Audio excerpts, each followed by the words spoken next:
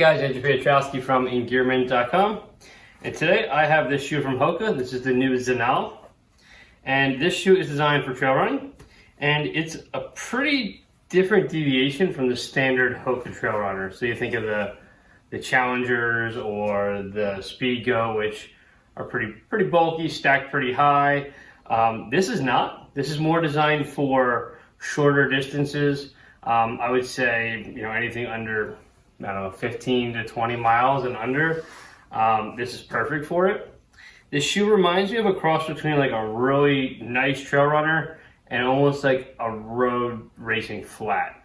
Super light. It only comes in at 8.5 ounces, and it has a 5mm drop. So a couple of things I like for this. Like I said before, one of the key features that I really like is how nimble this shoe is. I love the Challengers. I've run a bunch of ultra efforts in the Challenger ATRs. I've tried out the Speed Goats, and they're great shoes. I love them for longer distances.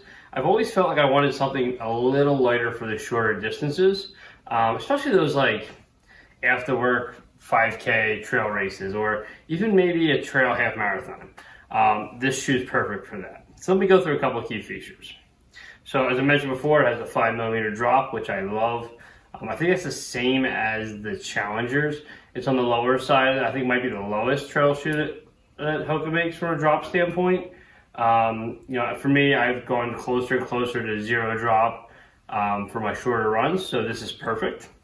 So starting with one of the best features, it has this Vibram MegaGrip on the bottom, so it's super grippy, but also super light, like I said, at 8.5 ounces. I found this shoe to be grippy on all kinds of terrain. I've run a bunch of the beach trails in it. I've run a lot of the rocky Appalachian Trail in it, and it's been great. It grips the rocks well, wet rocks well. I also think it's really nice is how nimble and small it is. It doesn't have a big profile. I can really dance around those rock piles as I go through some of those sections. I also like that it has this really nice wraparound tongue here to keep dirt and stuff out. I have not, this opening is rather small. I have not had any like small rocks or anything in there in running in dry conditions. Sometimes in the mud, obviously the mud can get in if you're, the mud's higher than your shoe here. But I like that to keep things out. I also like that the outer section mesh here is made from a recycled material. So it's a good effort to be more environmentally conscious by Hoka, which I really think is awesome. So going back to this, I think when we think about the shoe, think about it for short trail distances, fast, light, speedy stuff. I would not take this out for your next 100-miler.